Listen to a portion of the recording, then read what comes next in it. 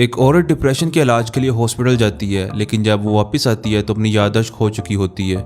उसे ना तो अपना शोहर याद रहता है, ना ही बच्चे, हत्ता कि वो अपना नाम तक भूल जाती है। जो उसके साथ हुआ वो कोई करिश्मा नहीं था, बल्कि एक एक्सपेरिमेंट था। ये कहानी डॉक्टर एवन कैमरॉन की है, एक आलमी शोहरत याफ्ता साइकेट्रिस्ट। उसका मानना था कि ज़हनी बीमारियों को खत्म करने का तरीका ये है कि इंसानी माइंड्स को ही मिटा दिया जाए। वो इस मेथड को डीपैटर्निंग कहता था और CIA को ये बहुत फायदेमंद लगा। कैमरॉन के ज्यादातर मरीज आम लोग थे जो एंजाइटी, ट्रॉमा और दुख से जूझ रहे थे, और उन्हें इलाज के नाम पे तन्हाई, खामोशी और बहुत ज्यादा इलेक्ट्रिक शॉक्स मिलते थे। कुछ लोगों को हफ्तों तक सुलाए रखा जाता था। इस दौरान इन्हें एक ही रिकॉर्डेड मैसेज बार बार सुनाया जाता था, और LSD जैसी नशावर ड्रग्स बहुत ज्यादा मिकदार में दी जाती थी, और ये सब कुछ उनकी मर्जी के बगैर किया जा रहा था। इस सारे अमल का मकसद उनको ठीक करना था, लेकिन ज्यादातर लोगों की हालत मजीद बिगड़ गई। इसकी फंडिंग CIA कर रही थी और उनका मकसद था माइंड्स को कंट्रोल करना। कैमरॉन का काम MK अल्ट्रा का हिस्सा बन गया, जो कि अमेरिकन हिस्ट्री के डार्केस्ट एक्सपेरिमेंट्स में से एक है। मरीजों को तो कभी मालूम ही नहीं हो सका कि वो इस एक्सपेरिमेंट का हिस्सा हैं। बहुत से तो कभी ठीक ही नहीं हो सके, और कुछ तो अपनी जान से हाथ धो बैठे। और कई दहाइयों तक किसी ने भी इस एक्सपेरिमेंट के बारे में कोई बात नहीं की, और जब 1970s में सच सामने आया तो बहुत देर हो चुकी थी।